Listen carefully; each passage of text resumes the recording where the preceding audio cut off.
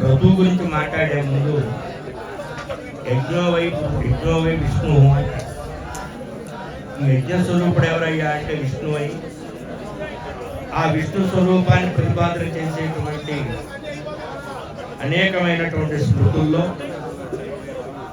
చాలా సుప్రసిద్ధమైనటువంటిది, చాలా అద్భుతమైనటువంటిది అసాధారణ శ్రీమద్ రామాయణం. శ్రీమద్ రామాయణంలో చెప్పిన విషయాలకి దానికి అనుబంధంగా సాక్షాత్తు వాల్మీకి మహర్షి ఒక్కొక్క అక్షరానికి ఒక్కొక్క రామాయణం రాశాడని, శతకోటి ప్రవిస్తరము రామాయణం అంటే 100 కోట్ల రామాయణాలు వాల్మీకి మహర్షి రాసినట్టు, ఆ 100 కోట్ల రామాయణాల్లో అనేకమైన రామాయణాలన్నీ కూడా మనకి కాలక్రమంలో అవి కొంత గుప్తమైనప్పటికీ ప్రస్తుతం లభ్యమవుతున్న రామాయణాలు 56-57 లభ్యమవుతున్నాయి. ఆ లభ్యమవుతున్న రామాయణాల్లో కూడా ఆనంద రామాయణం చాలా ప్రశస్తమైంది, గొప్పది. దాని పేరే ఆనందమయమైన రామాయణం అని అర్థం. ఈ ఆనంద రామాయణం ఏకశ్లోకి ఉంటుంది. ఆ ఏకశ్లోకి రామాయణంలో రామో హత్వా దశాస్యం ద్విజోజి గురుత్వేన యాత్రాంశయజ్ఞాన్ కృత్వా భుక్త్వా అతిభోగాన్ అభిదర్విషంతిం గృహీత్వా సీతాం లబ్ధ్వా నానాస్పృశాః తాస్తు రాజ్యత్వాన్ రాజానః రాజ్ఞః కృత్వా నానోపదేశాన్ గజపురకటే శ్రీలోకం జగామా అని ఏకశ్లోకి ఆనంద రామాయణం. అన్ని రామాయణంలో కాకుండా దీంట్లో 9 కాండాలు ఉంటాయి.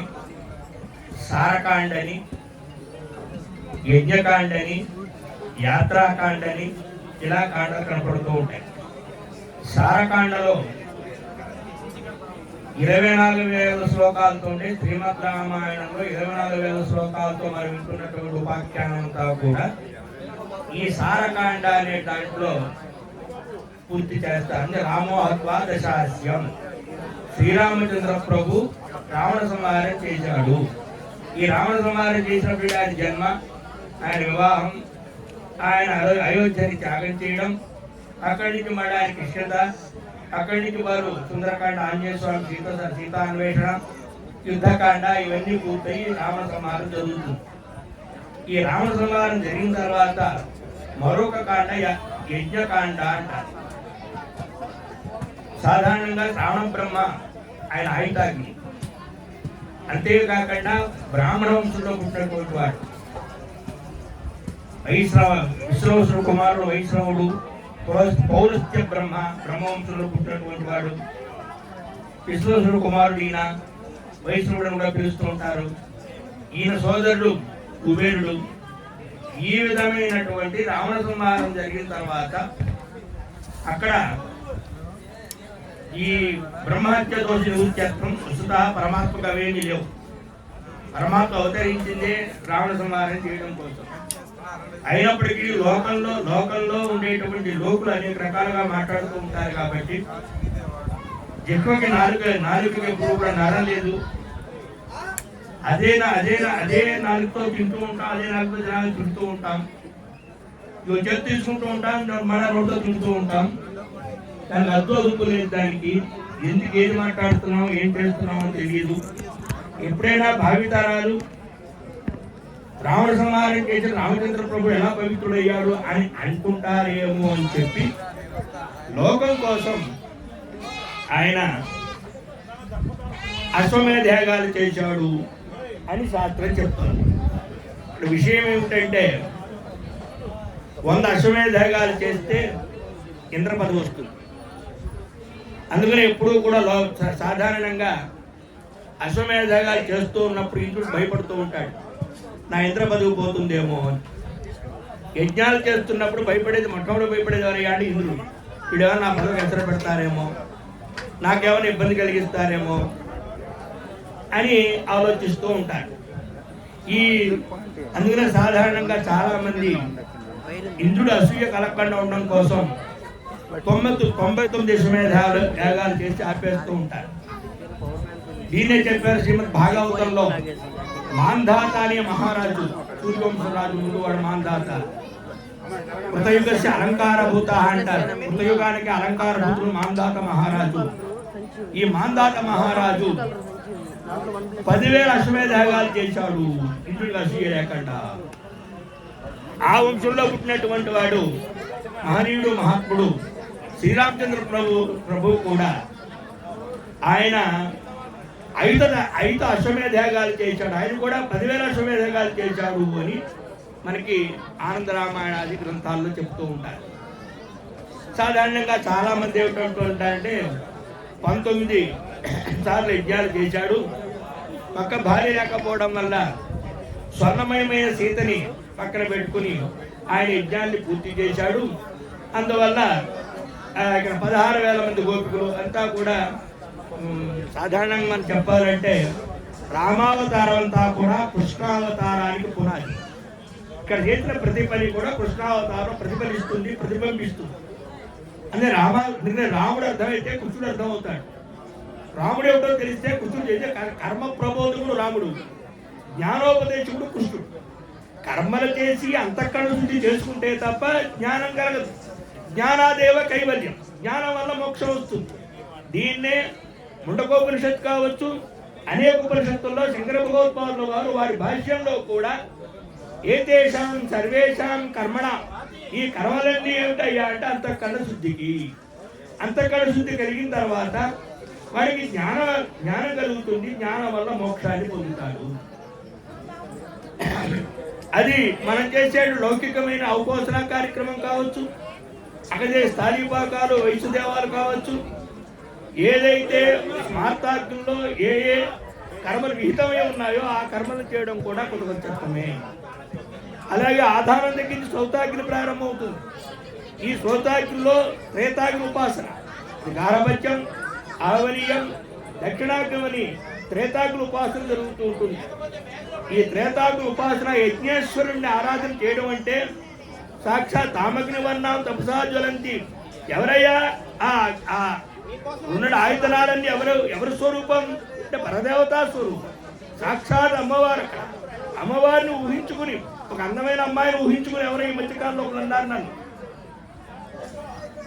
నేను పశుబంధనం చేస్తున్నప్పుడు కపిలవారి రామకృష్ణ శాస్త్రి గారి తండ్రి, మరి కపిల రామకృష్ణ శాస్త్రి గారు ఒక వ్యక్తితో అన్నారట, ఒరే ఆయుధనం వేయాలి, ఎలా వేస్తా వెయ్యి అంటే వాడు చూస్తున్నాడు. ఆయన్ని ఒక అందమైన అమ్మాయిని ఊహించుకుని, ఒక అందమైన అమ్మాయి నడువు ఎలా ఉంటుంది, అందమైన అమ్మాయి ముఖం ఎలా ఉంటుందో ఊహించుకుని ఆయుధనం వెయ్యి అన్నారట. ఈ అందమైన అమ్మాయి ఎవరు? త్రిలోక సుందరి పరదేవత. పరమ ఆవిడకంటే అందమైన వాళ్ళు ఒకళ్ళు ఎవరుంటారు? ఈ మధ్యకాలంలో చెప్పారు నాకు ఎవరు ఈ మాట. అందువల్ల సాక్షాత్తు అగ్ని ఉపాసన అంటే అమ్మవారి ఉపాసన. అందుకనే లలితా భాష్యంలో కూడా అగ్ని ఉపాసన చేయిందే పరదేవత ప్రత్యక్షం జరగదు, అనుభూతి రాదు, అనుభవం రాదు అని చెప్తూ ఉన్నారు. దీంట్లో ఆ తర్వాత ఆధారం తర్వాత సోమయాగం. పొద్దు నేను పండితుతో మాట్లాడుతూ ఏం చెప్పారయ్యా అంటే, మామూలుగా మాట్లాడుతుంటే మన తల్లిగారు బంధించి పుడతాం. జన్మనా జాయితే శూద్ర, కర్మణ జాయితే ద్విజ. తల్లిగారు బంధించి పుట్టిన ప్రతి ఒక్కడు కూడా శూద్రుడే, శూద్రవద ఆచార. ఎప్పుడైతే వాడికి ఉపనయన సంస్కారం జరుగుతుందో, ఈ ఉపనయన సంస్కారం మరో పేరుంది శాస్త్రంలో, గురువసదన విధి అని. అంటే గురువు దగ్గరికి శిష్యుడిని పంపించే విధానం ఉపనయన సంస్కృతిని మీమాంసా శాస్త్రంలో గురువసదన విధి అంటారు. గురువు దగ్గరికి పంపించడం, అధ్యయనాన్ని పంపించడం. వాడు ఏమైందంటే కర్మ చేత, అప్పుడు ఆ ఉపనయన సంస్కారం చేత వాడు ద్విజుడయ్యాడు. ఈ ద్విజుడైనటువంటి యావన్ మాత్రం చేత కృతజ్ఞత్వాన్ని పొందుతాడా అంటే ధర్మశాస్త్రం చెప్తోంది,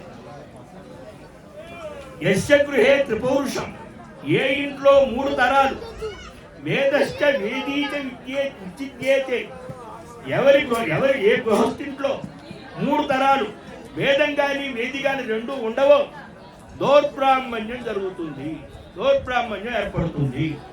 దౌర్బ్రాహ్మణ్య నివృత్తి కోసం ఏం చేయాలయ్యా అంటే వేదిని ఏర్పాటు చేసుకోవాలి, వేదాన్ని ఏర్పాటు చేసుకోవాలి. ఆ వేది ఏర్పాటు అయిన తర్వాత అంటే బ్రహ్మాండమైనటువంటి ఏదైతే పెద్దలకు మన ఏ సంస్కారాలు మనకి చెప్పబడ్డాయో ఆయా సంస్కారాల ద్వారా త్రేతాగ్ని ప్రతిష్ఠ చేసి సోమయాగం చేసి దౌర్బ్రాహ్మణ్య వృత్తి చేసుకోవాలి. ఈ దౌర్బ్రాహ్మణ్య వృత్తి అయిన తర్వాత వాడు బ్రాహ్మణుడు. తావన్ మాత్రం వరకు కూడా ద్విజహ. అందుకనే శాస్త్రాలు పురాణాల్లో కూడా ద్విజహ అనే పదం వాడుతూ ఉంటారు, విప్రహ అనే పదం వాడుతూ ఉంటారు, బ్రాహ్మణ అనే పదం వాడుతూ ఉంటారు. విప్రహ అంటే అర్థం ఏమిటి, బ్రాహ్మణ అంటే అర్థం ఏంటి, ద్విజ అంటే అర్థం ఏంటి వ్యుత్పత్తుల ద్వారా తెలుసుకోవాలి.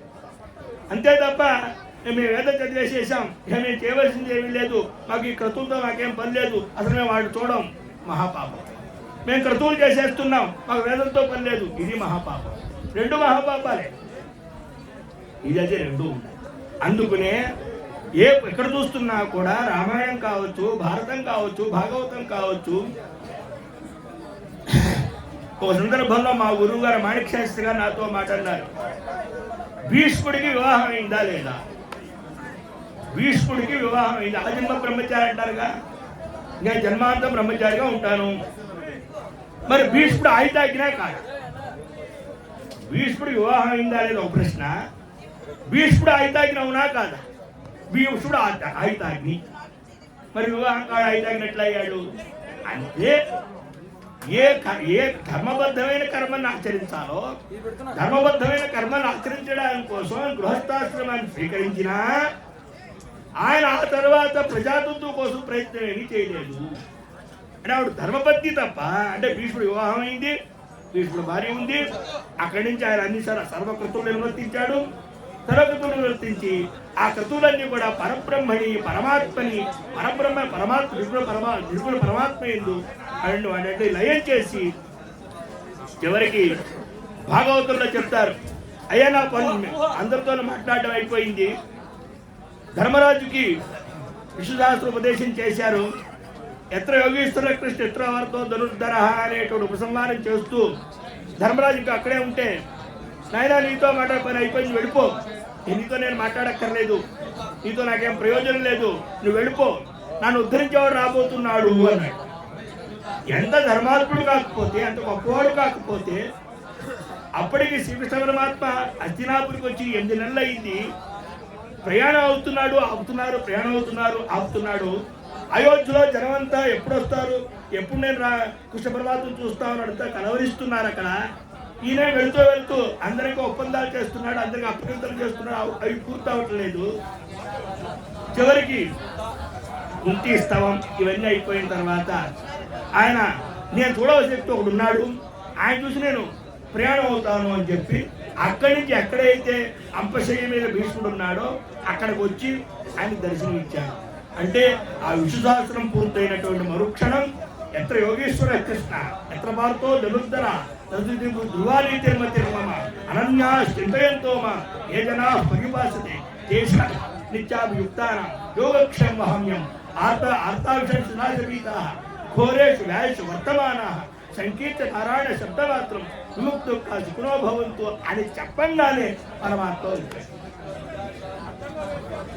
ఎంత ధర్మిష్టి కాకపోతే, ఎంత మహనీయుడు కాకపోతే, ఎంత గొప్పవాడు కాకపోతే పరమాత్మ వెతుక్కుంటూ వచ్చాడు.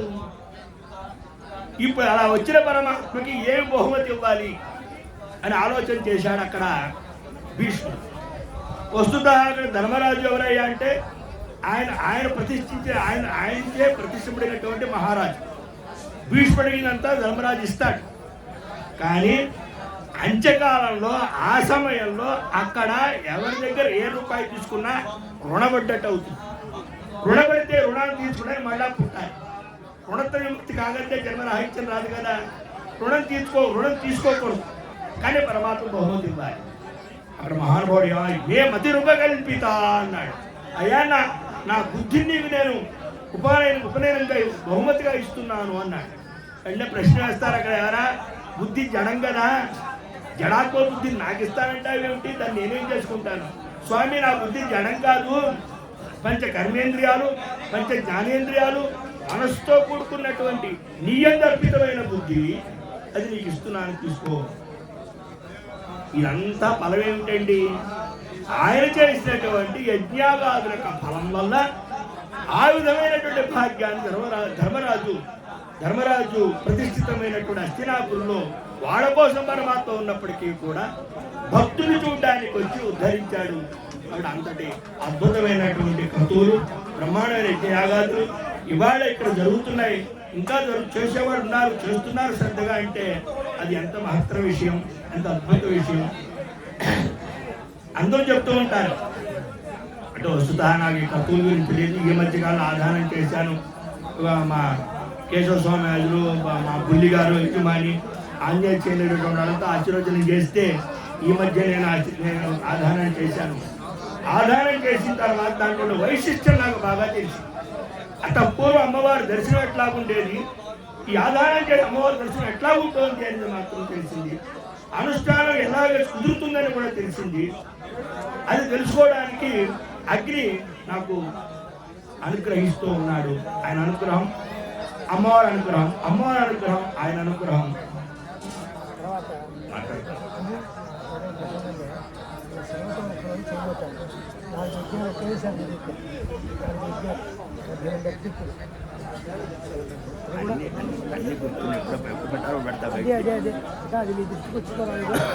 నాకు రాదు కాబట్టి ఇలా మధ్యలో మాట్లాడితే ఇలా మధ్య అగ్ని ఉపాసన ఎంత అద్భుతమైంది, ఎంత గొప్పదని చేసేవాడు తెలుస్తుంది. ఉపాసనా దేవత కదండి. ఉపాసనా దేవత ప్రత్యక్షమైన మనకు కావాల్సింది శ్రద్ధే కదా. వాడు ఏమడిగారు? శ్రద్ధావధు అనుగ్రహో వరహ. ఎవరండి శ్రద్ధ? ఎవరండి? ఆడు పెళ్లి కూతురు. శ్రద్ధ పెళ్లి కూతురు, అనుగ్రహం పెళ్లి కొడుకు. ఈ అనుగ్రహానికి పెళ్లి కూతురికి పుట్టేది ఏమిటి? బ్రహ్మజ్ఞానం. అలాగే శ్రద్ధ ఏంటి? కృతుడిని ఆచరించాలి. శారీరక శ్రమ, మానసిక శ్రమ, ఆర్థిక శ్రమ, అనేక శ్రమను ఓర్చి ఇంత కష్టపడి ఇంత వ్యవహారం చేసి ఇంత శ్రద్ధతో చేస్తే యజ్ఞాసుల అనుగ్రహం కలుగుతుంది. యజ్ఞాసులకు అనుగ్రహం, ఆ శ్రద్ధ రెండు కలిస్తే పుట్టేది ఏమిటయ్యా అంటే బ్రహ్మజ్ఞానం. అందుకని అనేక చోట్ల ఉపనిషత్తుల్లో ఈ కర్మలాచరించడం వల్ల మనకు రావాల్సినటువంటి ఆలోచన ఏమిటయ్యా అంటే వేదాంత శ్రవణం చేయాలని ఆలోచన రావాలి. వేదాంత శ్రవణం చేయాలని ఆలోచన వచ్చినప్పుడే మనం చేసిన క్రతువులకి సార్థకత, దానివల్లే ఫలం, దానివల్లే మనం ఉత్కృష్టత్వాన్ని పొందుతాం, దానివల్లే మన జన్మరాహిత్యం వస్తుంది, దానివల్లే మనం ఒకవేళ జన్మరాహిత్యం రాకపోయినప్పటికీ కూడా మరు జన్మలు ఈ సంస్కారం ఉండేట్టుగా పరమాత్మ మనల్ని అనుగ్రహిస్తాడు. అటువంటి క్రతువుల్లో అనేక ఉన్నాయి. క్రతువులు పౌండరికం అంటారు, మరొకటి అంటారు, అనేక క్రతువులు. ఇది ఎవరు ఏది చేయగలిగితే వాళ్ళకి అన్నీ ఒక ఎత్తు అయితే ఈ వాజపేయం ఒక ఎత్తు. ఈ వాజపేయం అనేటువంటి యజ్ఞం అయితే ఉందో ఇది చాలా అన్ని క్రతువుల యొక్క ఫలాన్ని, అన్ని క్రతువుల యొక్క ప్రయోజనాన్ని, అన్ని క్రతువుల యొక్క ఫలాన్ని ఇచ్చేటువంటి మహత్తరమైనటువంటి వాజపేయం. ఇప్పుడే మన రామలింగం గారు చెప్పారు, నేను నాకు కొన్ని విషయాలు చెప్తూ ఉన్నారు. దీంట్లో అంతా కూడా 17తో ముడిపడి ఉంటుందయ్యా. సప్తదశ ఋత్విజ, సప్తదశ దక్షిణా, 17 దక్షిణట, 17 ఋత్వికులు. అది కాక ఇతర యాగాల్లో సదస్య అనేటువంటి వాడు ఆ ఋత్విజను తీసుకుని అతను బయటకు సంచారం చేయాలి.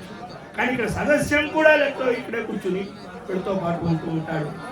ఆ రకంగా అనేకమైనటువంటి వశువులతో ఎంతో శ్రమ కోరి అవశ్యంగా చేయవలసింది. ఆయన యజమాని సర్వసమర్థుడు, బహుకుటుంబికుడు, బహుబలం కలిగినటువంటి వాడు, బహు సమర్థుడు. ఎంత బలగం అండి! విష్ణుభట్ల వారి బలగం అంటే మామూలు బలగమా? విష్ణుభట్ల వారి బలగం అంటే మామూలు బలగమా? ఏదొచ్చినా అతిగానే ఉంటుంది. ఏదైనా కర్మ, ఏదైనా తేడా వస్తే ఎవరు కనపడరు. మొత్తం తత్సత్ మహాత్మ వస్తూ మరి ఎదిగితే బ్రాహ్మణులు దొరకడం మాకు. లేకపోతే కొన్ని వందల మంది హాయిగా కడుపులో కనపడుతూ ఉంటారు. అంతటి బలవంతో, అంతటి వ్యవహారంతో, అంత చాకచక్యంతో, వాళ్ళ అన్నగారులైనటువంటి సోదరులైనటువంటి అందరూ కూడా ఎంతో ప్రోత్సాహంతో ఈ క్రతువు నిర్వర్తిస్తూ ఉన్నారు. అటువంటి క్రతువు నిర్వహణ అనేటువంటిది ఆయన చేస్తూ ఉంటే ఎప్పుడూ కూడా ఒకటే మాట చెప్తారు, ఏది అవశ్యంగా మనం దర్శించాలో దాన్ని దర్శిస్తే వచ్చే ఫలం ఎట్లా ఉంటుందయ్యా అంటే అది అమోఘంగా ఉంటుంది. అంతేకాకుండా ఈ చేస్తున్నటువంటి యజమాని అనేక మంది అనేక రకాల క్రతువులు ఆచరింపజేసినటువంటి వాడు. ఇవాటి వరకు కూడా ఎవరు ఎంత ఇస్తారు ఏమిస్తారు అని అడగకుండా వచ్చి కూర్చున్నటువంటి వాడు. కర్మ చోదకుడు, కర్మ ప్రచోదకుడు. చేయండి పర్లేదు. కొంతమంది అంటూ ఉంటారు, నీకు ఎందుకు ఆధారం చేయగలవా, అగ్నిహోత్రాలు 2 అగ్నిహోత్రాలు చేయాలి, ప్రతి ఇష్టి చేయాలి, ఎంత కష్టం. ఇప్పుడు హాయిగా బ్రహ్మాండ దొరుకుతున్నా బయట ఆ తిరగడం ఎందుకు ఇది అలా అనే మహానుభావులు ఉన్నారు. కాదు చేయవయ్యా మంచిది, మేము అంతా చేయిస్తాం కూర్చుంటాం అని మాట్లాడి అందరి చేత ప్రోత్సాహం చేసి క్రతువు నిర్వర్తించేటువంటి ఒక అద్భుత స్థితి ఇక్కడ మనకి కొన్ని విషయంలో కనపడుతుంది. వాళ్ళు వీళ్ళు లేదు, ఎవరైనా రమ్మన్నా వస్తుంటాడు, వెళుతూ ఉంటాడు, ఎవరెంత ఇచ్చారో లక్ష్యం లేదు. ఇది బహుశా వాళ్ళ తరాల్లోనే ఉన్నట్టుంది. ఎందుకంటే వాళ్ళు ఈ పెద్దలు కూడా అయితే పూర్వం వేమసంగ సోమయాజు గారు కావచ్చు, నేను వారిని చూడలేదు. ఆ తర్వాత వారి 3 కుమారులు నేను చూశాను. రామ సోమయాజు గారు కావచ్చు, జగన్నాథుడు గారు కావచ్చు, అలాగే ఆజ్ఞా గణపాటి గారు కావచ్చు. వీళ్ళు 3 కూడా ఏదో చేయాలి, ఎలా చేయాలి, ఏదో అందరూ నిర్వర్తించాలి, అందరూ దాని ఫలాన్ని పొందాలి, అందరూ దాన్ని నేను చూసిన వాళ్ళలో. మిగతా వాళ్ళంటే ఉండొచ్చు, నాకు వీళ్ళతో ఎక్కువ బాగా పరిచయం ఉండడం చేత.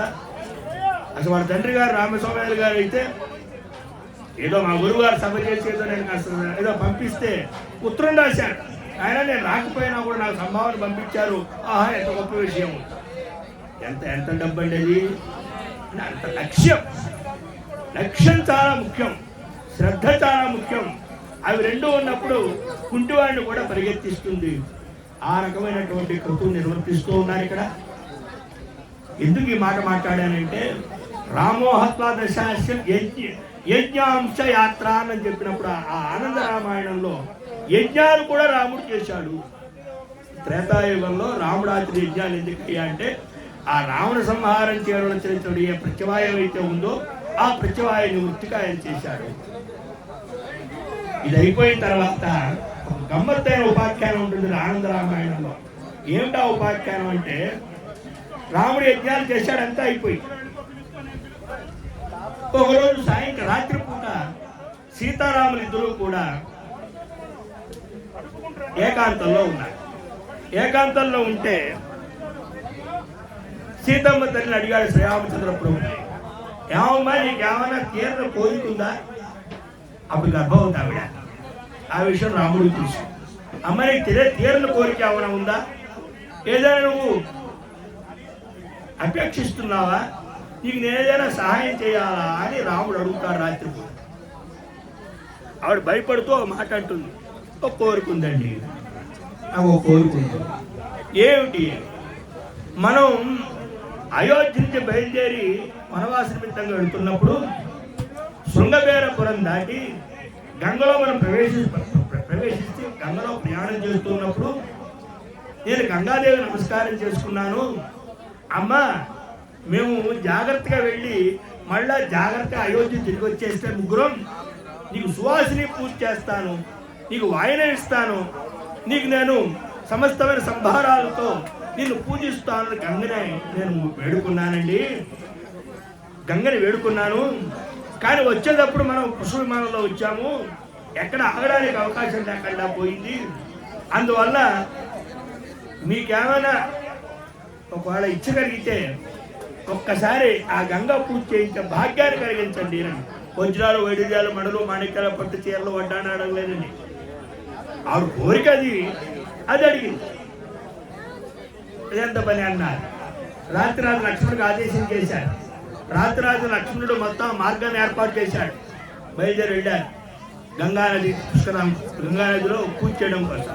అలా వెళుతూ ఉంటే ఇతపూర్వం రాముడు వివాహ సమయంలో ఆ పరిసర ప్రాంత ఋష్యాశ్రమాలు చాలా ఉండేవి. ముద్గల మహర్షి ఆశ్రమం కావచ్చు, అలాగే భరద్వాజ మహర్షి ఆశ్రమం కావచ్చు, అనేక ఆశ్రమాలు ఉంటూ ఉండేవి. కానీ ఇవాళ అక్కడ ఆశ్రమాలు లేవు, అన్ని ఎడారిలా ఉండిపోయాయి. వీడు పడిపోయింది, జనసంచారం లేకుండా పోయింది. ఈ పరిస్థితిలో శ్రీరామచంద్ర ప్రభు ఆ పరిసర ప్రాంతాల్లో ఉండే ఋషుల్ని పిలిచి, అయ్యా మీరు ఎందుకు, అయ్యా మీరు ఎప్పుడు ఆపేమంటే అప్పుడు ఆపేస్తాను, మీరు ఎప్పుడు ఆపేస్తాను. ఆవిడ ఇక్కడ పూర్వం అనేక మంది మహనీయులంతా ఇక్కడ ఉండేటువంటి వాళ్ళు ఇప్పుడు అందరూ లేరు, ఎక్కడికి వెళ్ళిపోయారు, కారణం ఏమిటి అంటారు. అయ్యా ఋషులు నివసించడానికి కావాల్సిన ముందు మాకు స్నానానికి నీళ్లు, సంధ్యావందనానికి నీళ్లు, మాకు నీళ్లు కావాలి, నీళ్ళు ఇక్కడ నదులు ఏం లేవు, నీళ్ళ ప్రవాహం ఏం లేదు, మాకు ఇక్కడ మేము నివసించి అగ్నిహోత్రాలు చేసుకోవడానికి కాదు అనుకూల వాతావరణం ఇక్కడ లేదు మాకు, అందువల్ల మేము దూరంగా వెళ్ళిపోయాము అని. ఓహో అలా కానీ రాముడు వెంటనే ఏం చేశాడయ్యా అంటే ఒక బాణం తీసుకుని వదిలిపెట్టాడు. దాని శరం అంటే సంస్కృతంలో శరం అంటే బాణం. బియ్య వదిలిపెడితే బాణం మానస సరోవరానికి వెళ్ళి మానస సరోవరాన్ని ఛేదించి అక్కడి నుంచి ధారగా రావడం ప్రారంభించింది. శరం అంటే బాణం, బాణం ద్వారా వచ్చిన నది శరయు నది.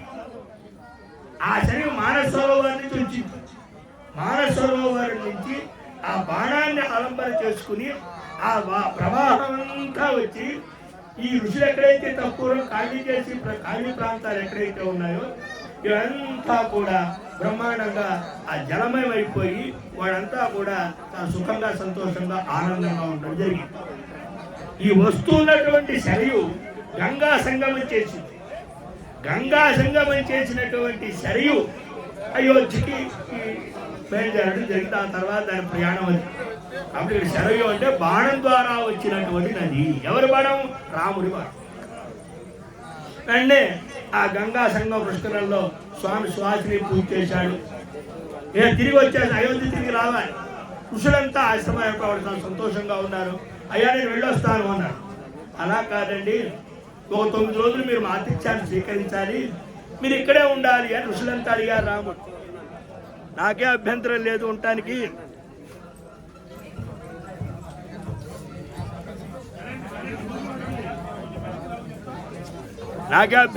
ఉండటానికి. అంటూ కానీ ఒక నియమం అన్నాడు. ఏమిటి? ఈ పరిసర ప్రాంతాలు ఎవరు వచ్చి నా ఆతిథ్యాన్ని స్వీకరించాలి, నా ఆతిథ్యాన్ని స్వీకరిస్తే నేను ఇక్కడ ఉంటాను అనగానే చివరికి ఈ ఋష్యాశ్రమానికి అయితే 4 రోడ్డులు ఉంటాయో ఆ 4 రోడ్లకి అనేక మంది భటులు నియమించి ఎవరు ఎటు వెళ్తున్నా వాళ్ళంతా కూడా ముందు వచ్చిన పాఠశాలందరినీ కూడా రాముడి తీసుకురావడం ప్రారంభించారు. అలాగే రోజుకి కొన్ని వేల మంది భోంచేస్తున్నారు. ఆ నదీ ప్రాంతంలో రాముడు ఆతిథ్యాన్ని స్వీకరిస్తూ ఏ దిక్కు ఎవరెటు వెళ్తున్నా ముందు రాముడు చూడాలి, రాముడి యొక్క ఆతిథ్యాన్ని స్వీకరించాలి, ఆ తర్వాత వాళ్ళ పని మీద వెళ్ళాలి, అంత అతిక్రమం వెళ్ళడానికి వీల్లేదు. ఇది రామాశ్రమం. ఇలా ఉంటూ ఉండగా కుంభోగ్రహ అని ఒక రాజు ఉంటాడు, ఒక బ్రాహ్మడు ఉంటాడు. కుండోగ్రహ అనే బ్రాహ్మడు. ఈ కుండోగ్రహ అనే బ్రాహ్మడు గయ నుంచి ఆ పక్కన ఉండేటువంటి ఒక ప్రాంతం నుంచి తండ్రికి గయా శ్రాద్ధం చేద్దామని బయలుదేరెడుతూ ఉంటే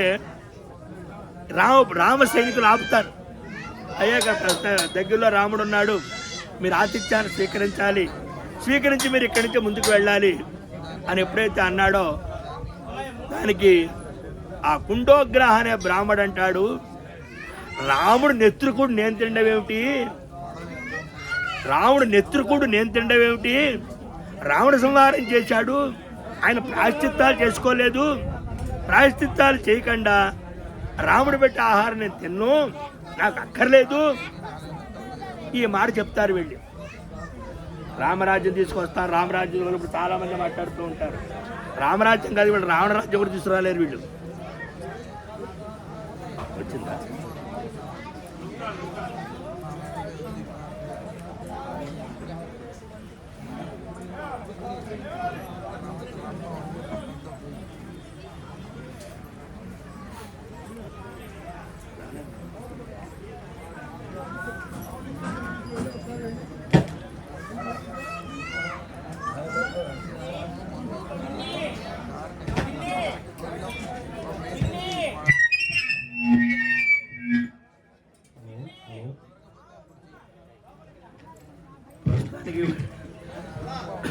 చూస్తుంటే చాలా మంది మేము రామరాజ్యం చూస్తూ ఉంటారు రాజకీయ నాయకులు.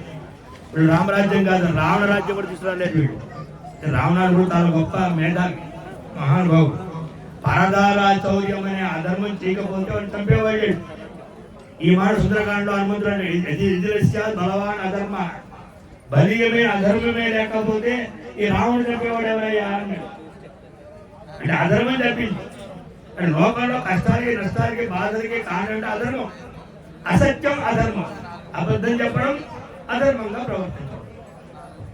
ఇలా ఉంటాడు కుంభోగ్రహ అనే బ్రాహ్మడు. ఎప్పుడైతే రాముడు ఆతిథ్యాన్ని స్వీకరించను, రాముడు నెత్తురుకు నేను తిన్ను, కాళ్ళు వెనక్కి వెళ్ళిపోతాను తప్ప నేను ముందుకి వెళ్ళను అని ఉండండి ఒక్క రోజు రాముడికి వస్తామని చెప్తే ఆంధ్రావుడు పాఖ్యానం రామో హత్వా దశాస్యం యజ్ఞాంశ యాగాలు చేశాడు.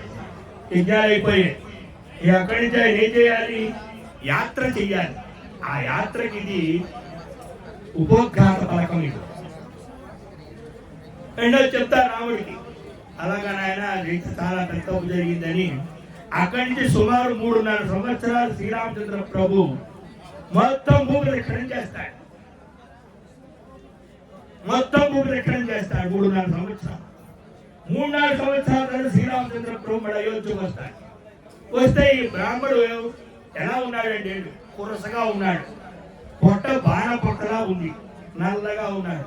వాడిని చూడంగా అయోధ్యావాసులంతా కొట్టడానికి వెళ్ళారు. ఎందుకంటే ఇతపూర్వం కైకేయ వల్ల 14 సంవత్సరాలు స్వామి వియోగం జరిగింది వారికి. మళ్ళా ఈ బ్రాహ్మణ వల్ల 3-4 సంవత్సరాలు మళ్ళా స్వామి దర్శనం లేకుండా పోయింది. ఇప్పుడు మళ్ళా వచ్చాడు, ఏం చేయబోతున్నాడు? ఆవిడ వెంటనే వాడంతా ఏం చేశారంటే, రాముడు అలా అనకండి, మంచి బ్రాహ్మడు అని చెప్పడానికి అర్ధసింహాసనం ఇచ్చి విశేష సత్కారానికి నమస్కారం చేశాడు. అప్పుడు అంటాడు కుంభోగ్రహ రాముడు అంటాడు, బ్రాహ్మడు అంటాడు, రామా ఒంట్లో ఓపుకున్న వాళ్ళు, శక్తి ఉన్న వాళ్ళు, నడిచే వ్యక్తులు నీకు నమస్కారం చేసుకుంటారు. ఇలా నువ్వు కొన్ని వేల మంది రోజు దర్శనమిస్తూ ఉంటావు. కానీ అసక్తులు ఉంటారు, రాలేని వాళ్ళు ఉంటారు, చేతకాని వాళ్ళు ఉంటారు, శరీర బలహీనలు ఉంటారు. వాళ్ళంతా రామా రామా రామా అని స్మరిస్తున్నారు. వాళ్ళకు కూడా నీ దర్శనం కావాలని చెప్పాను తప్ప నీకు బ్రహ్మహత్య మహాపాతక ఏమిటి, నీ పెట్టేప్పుడు నెత్తుకూడి ఏమిటి అసలు? కాబట్టి ఏదైనా తప్పు చేస్తే క్షమించు స్వామి, నీ వల్ల అందరూ ఉద్ధరించబడాలి, అందరూ అనుగ్రహించబడాలి, అందరికీ నీ అనుగ్రహం కావాలి అనే ఉద్దేశంతో నేను చెప్తాను అని అక్కడ కుంభోగ్రహ అనేటువంటి బ్రాహ్మడు రాముడు యొక్క గొప్పతనాన్ని, రాముడు యొక్క మహాత్మ్యాన్ని చెప్పడం జరిగింది. అటువంటి శ్రీరామచంద్ర ప్రభు అనేక లోకోత్తర కార్యక్రమాలు చేసి అనేకమైనటువంటి అసాధారణమైనటువంటి ఎన్నో కార్యక్రమాలు నిర్వర్తించి దీనన్నిటి కారణం ఏమిటయ్యా అంటే ఆయన చేసినటువంటి ఏ క్రతువులైతే ఉన్నాయో, ఏవైతే ఉన్నాయో రామాయణంలో 2 చోట్ల ఉంటున్నాయి. దశరథ మహారాజు అశ్వమేధయాగం చేస్తున్నప్పుడు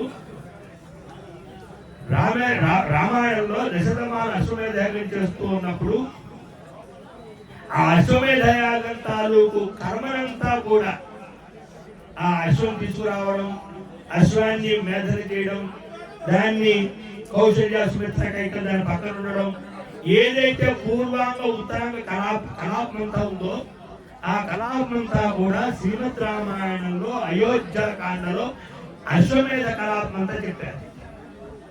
అశ్వమేధ కలాపమంతా చెప్పారు.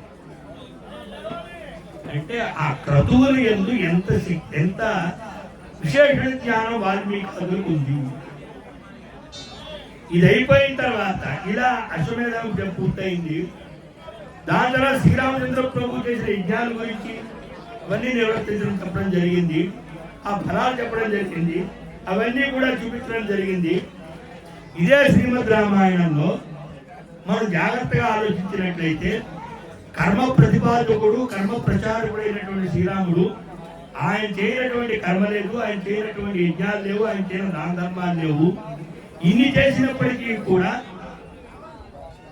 ఆయన అనేకమైనటువంటి ఆయన జీవితంలో ఆయన వ్యవస్థలో ఆయన సుఖపడిన కాలం చాలా తక్కువ. దీన్ని అంటారు ఆనంద రామాయణంలో రాముడు రామావతారం సుఖపడ్డాడా, కృష్ణావతారంలో సుఖపడ్డాడా? రామదాస కృష్ణదాసు చెప్తుంటారు ఆనంద రామాయణంలో. రాముడు రామావతారంలో, విష్ణుమూర్తి రామావతారం ఎత్తి రామావతారం సుఖపడ్డాడా లేదా కృష్ణావతారం సుఖపడ్డాడా అంటే స్వయంగా రాముడు చెప్తాడు, నాయన కృష్ణుడు అంటాడు, నాకు రామావతారంలో ఉండే సుఖం ఆనందం కృష్ణావతారంలో లేదయ్యా. ఆ ఒకటే ఏకపత్ని, ఒకటే భార్య, ఒకటే మాట, ఒకటే పాట.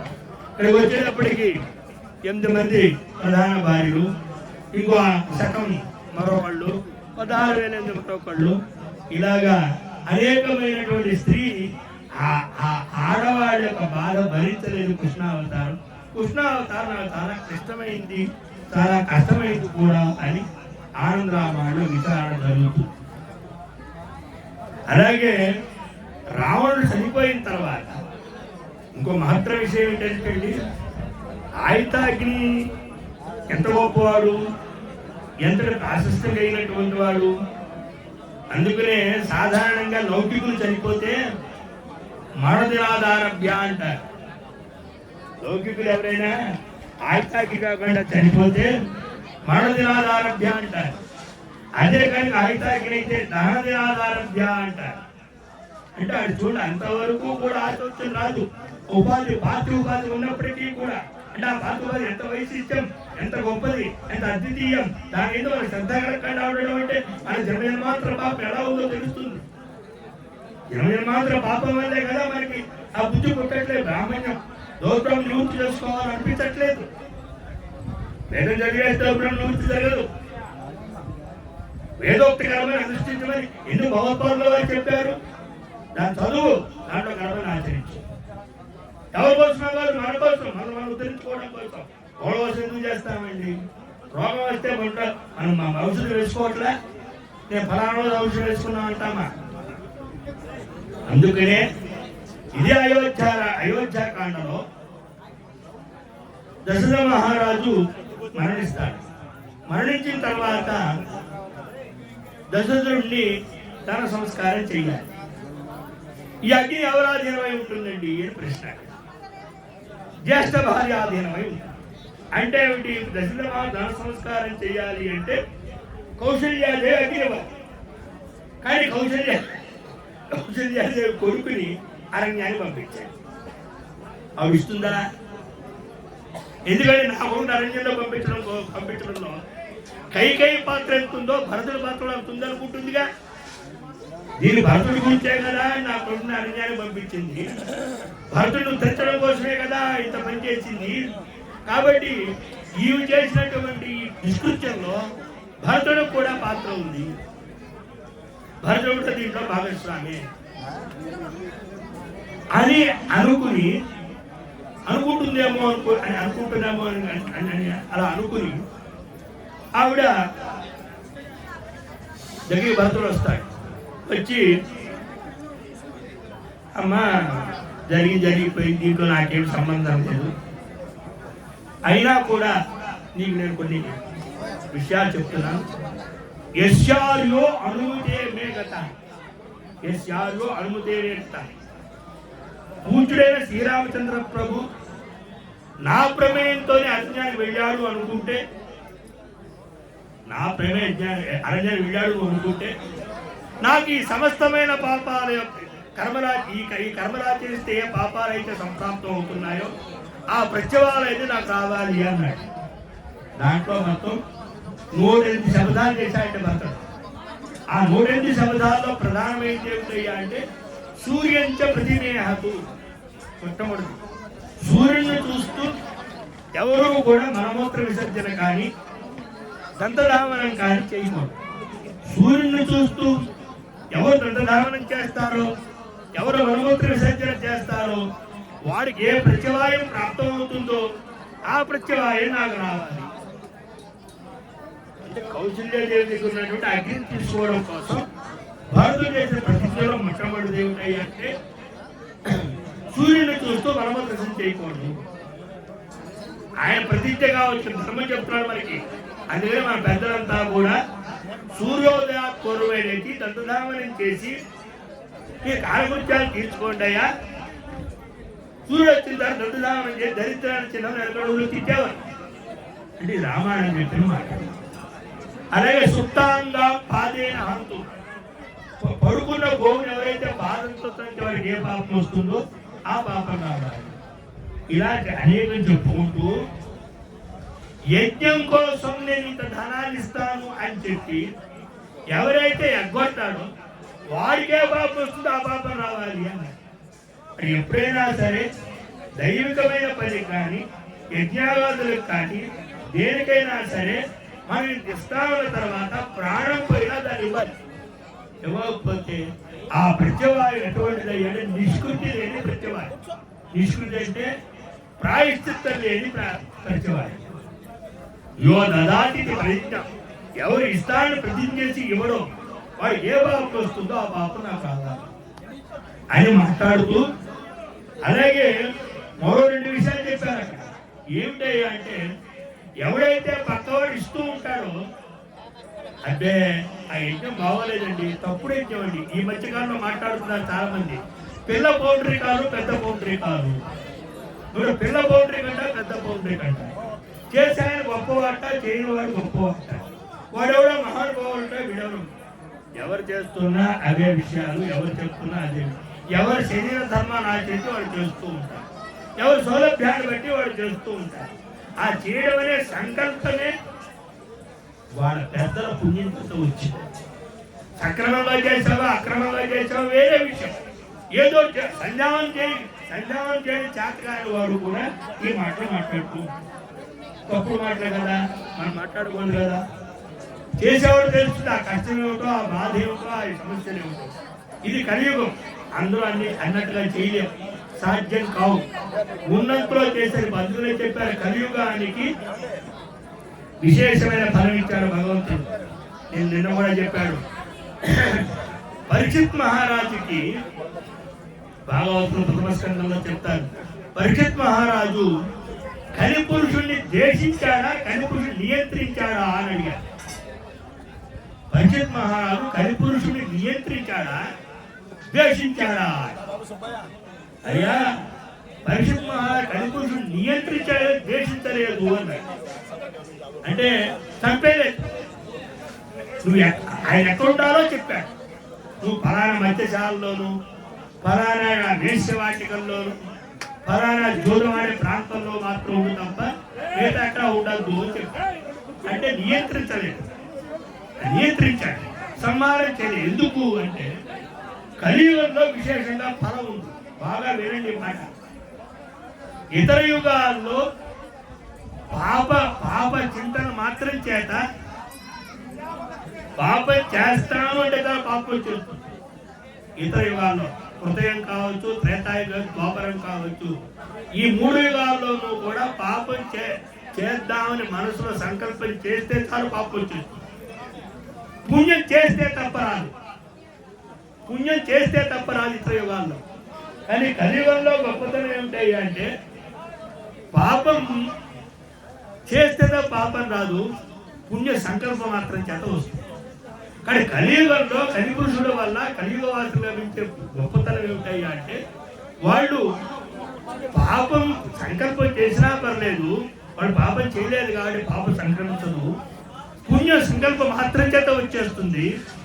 ఆ విధమైన ఫలాన్ని కలియుగ వాసులకు ఇస్తున్నాడు కాబట్టి కలిపురుషుడు ఉండొచ్చు అని కలిపురుషుడు నియంత్రించాడు తప్ప ఆయన సంహారం చేయదు. అంటే అర్థం కలియుగంలో మనం ఒక మంచి పని చేయాలన్నా, ఒక మంచి వ్యవహారం చేయాలన్నా, ఇలా యజ్ఞాలు చేయాలన్నా, గొప్పలు పెద్దల్ని దర్శించాలన్నా ఇవన్నీ ఏమిటాయి అంటే సంకల్ప మాత్రం చేతనే ఆ పుణ్యాలు వచ్చేస్తాయి.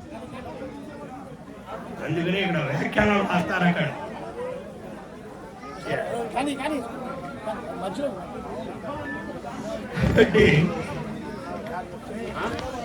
ఆ సంకల్ప మాత్రం చేతనే పుణ్యం వస్తుంది. కాబట్టి ఆ కలిపురుషుల ప్రభావం ఆ కలిపురుడు యొక్క ప్రభావం అంత గొప్పది కాబట్టి ఇది గమనించినటువంటి పరీక్షిత్ మహారాజు కలిని ముందు నిర్దేశించాడు తప్ప సంపూర్ణ సర్వాత్మను నాశనం చేయలేదు. దీన్ని బట్టి ఏం తెలుస్తుంది అంటే ఇది నేను కలిపిన మాట. ప్రస్తుతానికి కలియుగంలో ఉన్న మనం ప్రస్తుతానికి సుఖం మే భూయా దుఃఖం మా భూతాలు. నాకు సుఖం కలగాలి, దుఃఖం రాకూడదు. సుఖం కలగాలంటే అది ఏం చేయాలి? మనం ధర్మాన్ని ఆచరించాలి. దుఃఖం రాకూడదు, అధర్మాన్ని ఆచరించకూడదు. కావాల్సిన సుఖం ధర్మాన్ని చేయను, అక్కర్లేదు దుఃఖం అధర్మాన్ని ఆపు.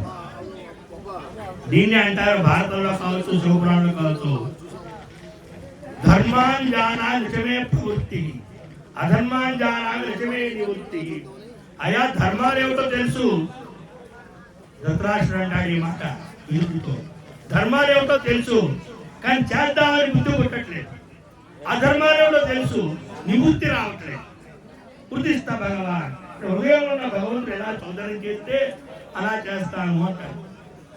కాబట్టి కలియుగానికి విశేషమైన ఫలం ఇచ్చినప్పటికీ కూడా కలియుగ వాసులు ఎవరు కూడా పుణ్య సంకల్పం చేయరు, పాపాలు చేయడం మానరు.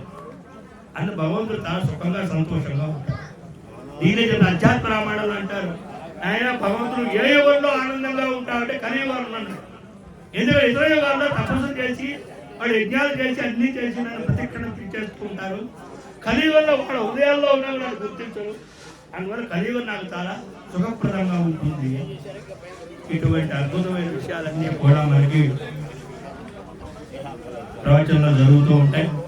అటువంటి ఒక మహత్తరమైనటువంటి ఈ యజ్ఞ సమయంలో ఇక్కడ ఈ 4 మాటలు చెప్పే భాగ్యాన్ని నాకు ఆ యజ్ఞేశ్వరుడు, ఆ యజ్ఞేశ్వరుని ఆచరిస్తున్నటువంటి మా యజమాని ద్వారా లభించడం వల్ల నేను చెప్పడం జరిగింది. ఇక్కడ ఇలా చెప్పడంలో ధైర్యం ఏంటంటే సాక్షాత్తు మా విద్యాపుత్రులు, మా విద్యావంశంలో పెద్దవారు, సాక్షాత్తు ఆ మునిత్రయంగా పిలువబడుతున్నటువంటి ముగ్గురు సేవ చేసినటువంటి మాణిక్య శాస్త్రి గారు, వడసుమణి శాస్త్రి గారు, రామచంద్ర కోటేశ్వరం గారి యొక్క పరంపరలో మేమంతా ఒక కుటుంబంగా భావిస్తాం. మా కుటుంబ పెద్దలు వారి పక్కన కూర్చుని రెండోసారి ఒకసారి నేను పిఠాపురంలో మాట్లాడాను, ఇప్పుడు మళ్ళా మాట్లాడుతున్నాను. ఎందుకంటే ఎవరు ఉంటే తిడతారని. 2 వారే అంటూ ఉంటారు, ఎప్పుడు మేమైనా పిల్లలు కూడా మాట్లాడాలి, వారు కూడా తెలుసుకోవాలి అని అంటూ ఉంటారు. ఎవరు తప్పులు ఉంటే మమ్మల్ని సరి చేస్తారు, ఒప్పులు ఉంటే మెచ్చుకుంటారు. అదే ధైర్యంతో మాట్లాడడం జరిగింది. ఎప్పుడైనా సత్పాత్రతో ఉపయోగించుకోవాలి. దర్శనాచార్య ఇంకొక మాట చెప్పాలి, ఇంకో మాట చెప్పా ఉంది, ఒక మాట మర్చిపోయాను. మా కప్ప రామలింగ పాటి గారు నాకు ఒక మాట చెప్పారు, చెవులు మర్చిపోయారు, మళ్ళీ గుర్తించారు. ఈ యజమాని గారు 70 మంది ఋత్వికులతో సర్వతోముఖ యాగం చేయాలని కూడా సంకల్పం చేశారట.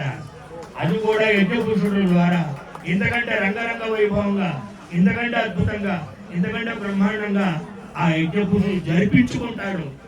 మనమంతా నిమిత్త మాత్రం అనుకోవడం వరకే మన బాధ్యత. నిర్వర్తించుకోవాల్సిన బాధ్యత పరమాత్మది. ఆయన అప్పచెప్పేసేస్తే అన్ని ఆయనే చూసుకుంటాడు. అటువంటి పరిస్థితి. అంతేకాకుండా ఇక్కడ మనకి విద్యాపుత్రులు, సాక్షాత్తు సర్వవిధ శ్రేష్ఠులైనటువంటి బ్రహ్మశ్రీ దర్శనాచార్య మహమ్మోపాధ్యాయ నేను చెప్పుకున్నానండి. నేను ఒక్క మాటలో ఎవరి గురించి చెప్పమని యజమానులు పదే ప్రార్థిస్తున్నారు.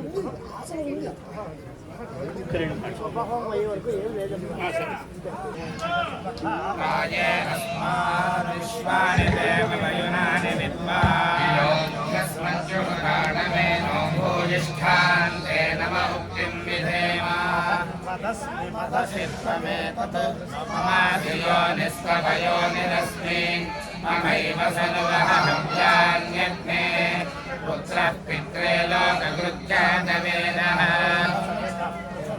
యం ప్రసుమయజ్ఞపతిం భగాయ దివ్యో గంధర్వః యథవోక్తేనం నః పునాతు భాగస్మదర్వాచమధ్యస్వ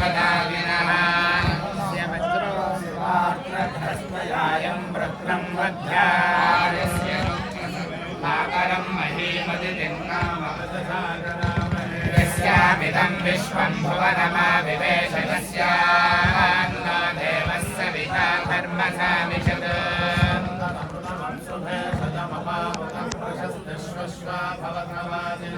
वायुर्वात्मा गन्धर्वाः सप्तविगुंसभिः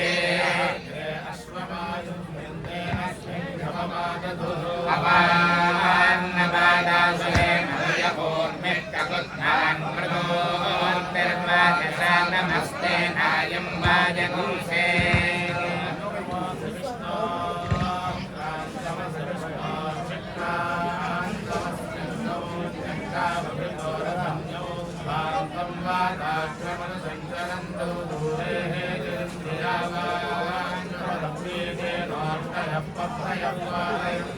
देवस्याः कुंसविदुः प्रसवे बृहस्पतिना वाजतिता वागन्येषं देवस्याः कुंसविदुः प्रसवे बृहस्पतिना वाजतिता परितिष्ठन्नाकपूरुषेयं राजवाचं वदतेन्द्रं वाजन्यापयतेन्द्रो वाचमजयितो वाजनि वाजनि वाजेषु वाजिनि अत्यश्वान् समत्सु वाजयासि सत्यरसि वाज्यसि वाजितो वाजन्धावनमरुताः प्रसवे जयतभियोजनाविवेत्थवद्भरस्तभ्रीताः वाजेवतवाजिनो धनेषु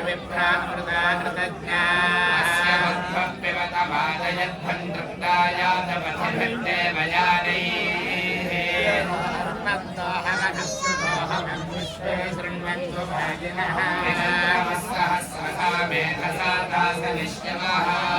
येन पुनकोशमित्रेषु जग्निरेषन्नो भवन्तु भाजिनो हवेषु यन्तो हिं प्रथमो रक्षाकुं शिवने यस्मद्यवन्नमेवा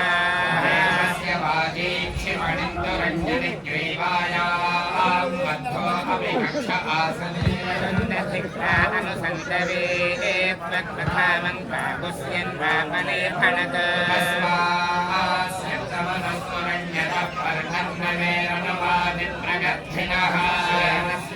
ध्वजतो अङ्गसम्बलिदधिक्रावण्णः सहोर्जातरित्रदः प्रसवो जगम्यादाद्या वा पृथिवी विश्वशम्भो गन्धां पितरा भातरा च मा सोमो अमृतत्वाय गम्याजनो वाजनितो वाजगो सरिष्यन्तो वाजन्येष्यन्तो बृहस्पते भागमवजिघ्रता वाजिनो वाजजितो वाजगो ससुरवागुंसो वाजन्युजिवागुंसो बृहस्पते भागेन मृष्मम् इयं वस्सा सत्या सन्धा भोज्यामिन्द्रेण समधत्वमतीजगतवनस्पतय इन्द्रं वाजं विमुच्यत्वम् स्योल्पमशिक्षत्रस्य यो निरसिद्धायये सुमोरोहावरोहावरिकुमरहन्नावरोक्ष्यामि आदश्च प्रसवश्च विजश्च क्रतुश्च सुवश्च मोद्धाजन्यश्च यश्चान्यायनश्चान्यश्च भुवनश्च भुवनश्चाधिपतिश्च यज्ञेन कल्पतां प्राणो यज्ञेन कल्पतामपानो यज्ञेन कल्पतां ध्यानो यज्ञेन कल्पतां चक्षुर् यज्ञेन कल्पतां श्रोत्रं यज्ञेन कल्पतां मनो यज्ञेन कल्पतां वाक् यज्ञेन कल्पतामात्मा यज्ञेन कल्पतां यज्ञो यज्ञेन कल्पतां देवागो मगन्मामृता भूम प्रजापते प्रजाभूम समहं प्रजया संमया प्रजा समहगो राजस्पोषेण संमया राजस्पोषोन्नायत्वान्नाद्यायत्वा वाजायत्वा वाजनित्याये आमृतवसि पुष्टिरसि प्रजनरवसि राजस्येवं प्रथमस्तु शुभे अग्रे सोमको राजा नमोषधे स्वक्षो अस्मभ्यं मधुमते भवन्तु वयगो राष्ट्रेधा राजस्येदं प्रसव आपभूवे वाच विश्वा भुवनानि सर्वतः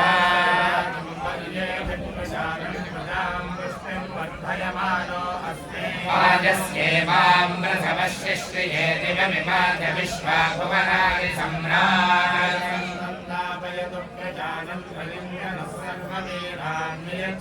अग्रे अच्छावगेह नः प्रतिनः सुमना भव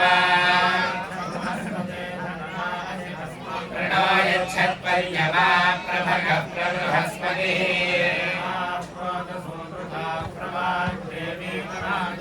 अन्यवनं बृहस्पतिमिन्द्रं दानाय चोदया सोमको राजानं वरुणमग्निमन्वारभामहे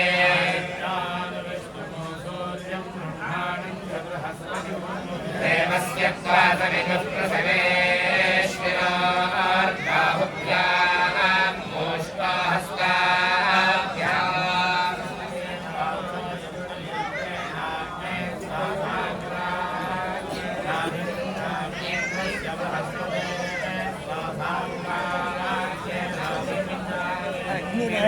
अक्षरेण अक्षरेणेत्येका अक्षरेण उदजयत अश्विनौत्यक्षरेण यक्षरेणेति अक्षरेण प्राणापानाविधिप्राणा अपानौ अजयतां विष्णुः यक्षरेण त्रीन्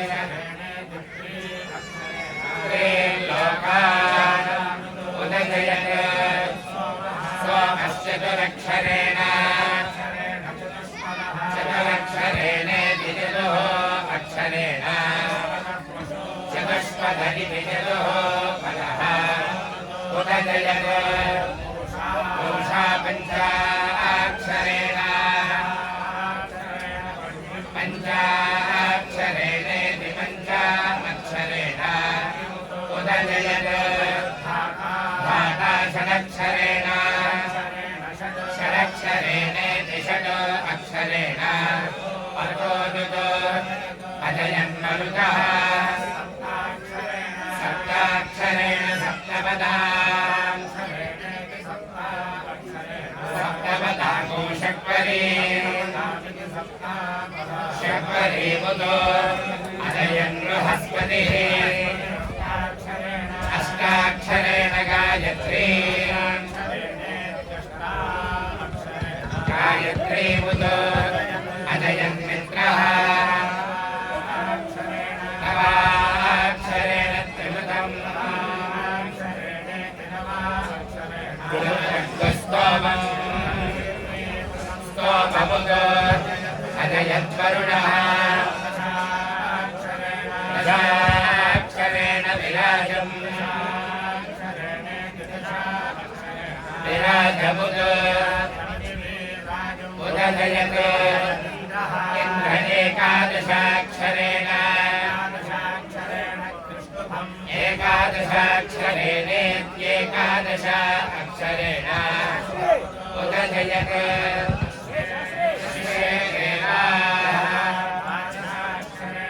द्वादशाक्षरेण जगति जगति मुतो अजयनुपसवः त्रयोदशाक्षरेण त्रयोदशम्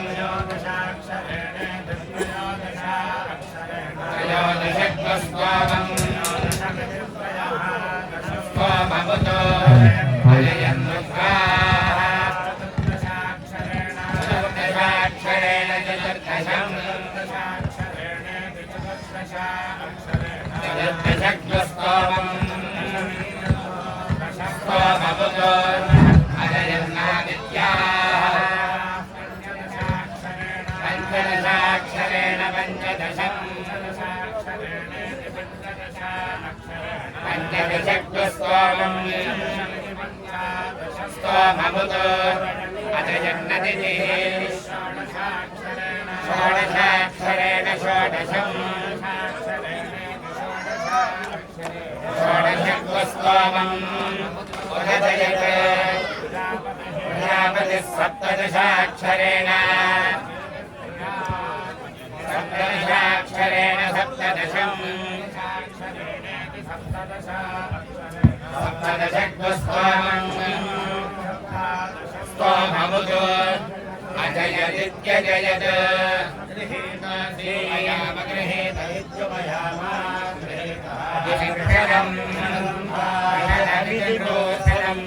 कृषलम् भुवनसलम् भुवनसलमिन्द्राय सदमिति भुवनासलम् इन्द्राय दुष्टम् गृह्णाम्येषः योनिः इन्द्रायत्वा मयामगृहीतः मयामगृहीतोऽसि गृहीतविद्युमयामागृहीतः सुषलम् सुषलमित्यक्षोफलम् योमसलम् योमसलमिति कृतासनम् योमसलमिन्द्राय सदमिति व्योमासनम् इन्द्राय दुष्टम् कृष्णम् गृह्णामि गृह्णाम्येषः योनिः इन्द्राय इन्द्रायत्वा मयामगृहीतः मयामगृहीतोऽसि मयामगृहीतविद्युमयामागृहीतः विषलम्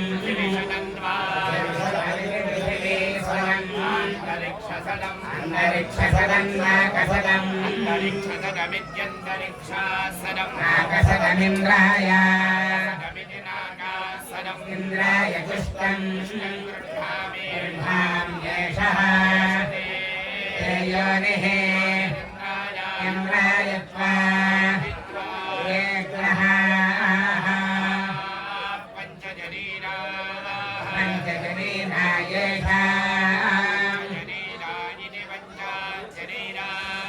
येषाम् तिस्रः वनमजा इति वनमाजा कोशः समुद्धितः तेषां विषप्रियाणां तेषां विषप्रियाणां विषमिषं विषप्रियाणां तेषां विषप्रियाणां विषम् विषमिषं विषप्रियाणां विषमोर्जमोर्जमिषं विषप्रियाणां विषमोर्जं विषप्रियाणां विषप्रियाणां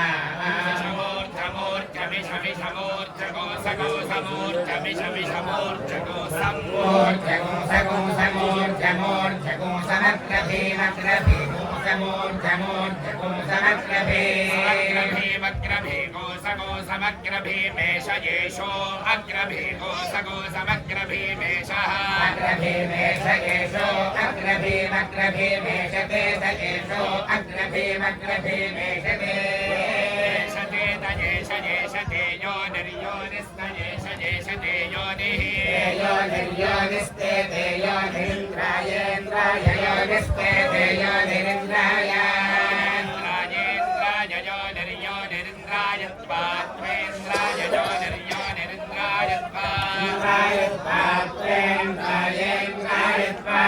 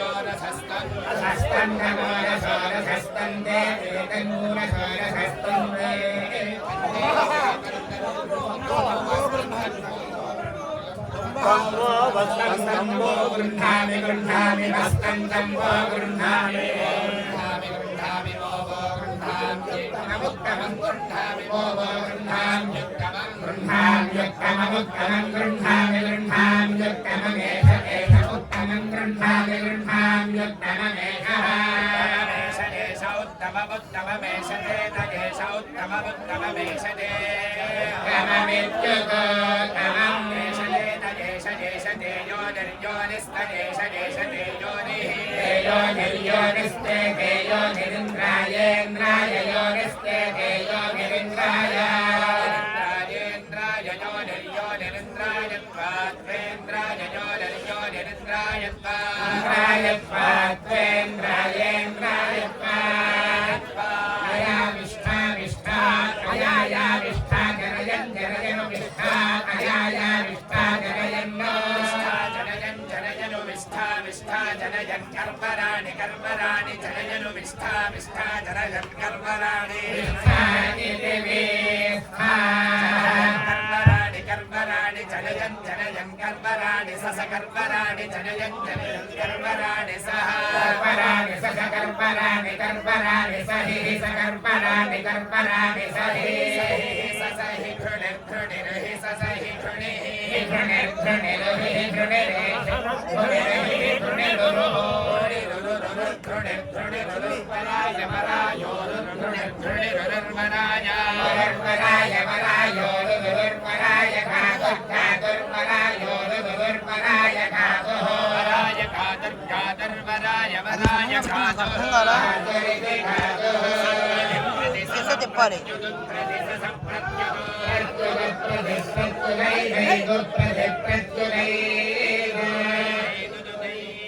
धरुणो धरुण ऐनुदुदै धरुणः धरुणो धरुण ऐरै धरुणो मध्वो मध्वो धरुण ऐरै धरुणो ఎట్లా తింటావా मध्वो धरुणो धरुणो मध्वो अग्रमग्रम मध्वो धरुणो धरुणो मध्वो अग्रम अग्रमग्रम मध्वो मध्वो अग्रम दुष्पाय दुष्पायामग्रम मध्वो अग्रम दुष्पाय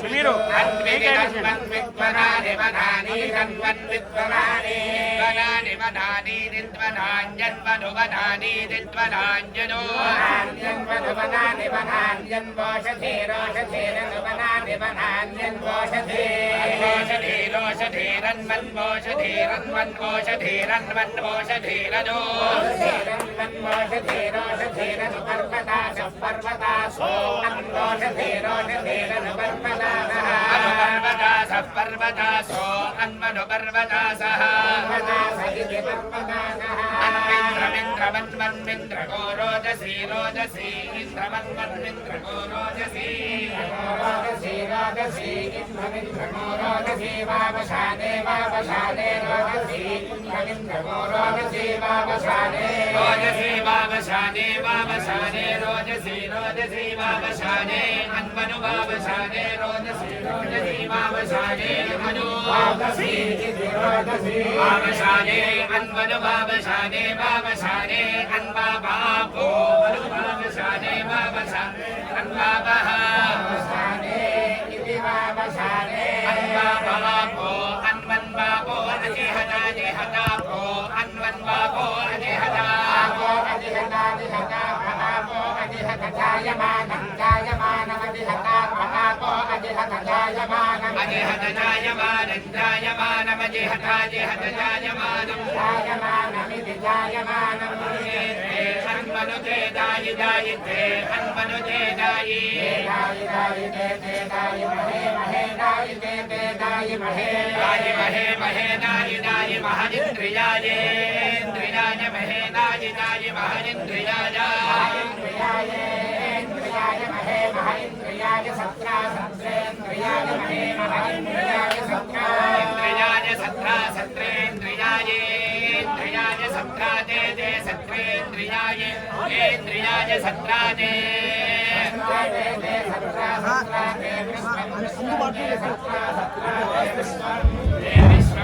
అయ్యా భక్తులందరూ కూడా భగవన్నామం చేసుకోండి. మనస్సులో వాసుదేవ స్మరణ చేయండి. వీడియో తీయడానికి ప్రయత్నం చేయవద్దు. ఎవరు కూడా వీడియో తీయాలి, డిలీట్ చేయండి.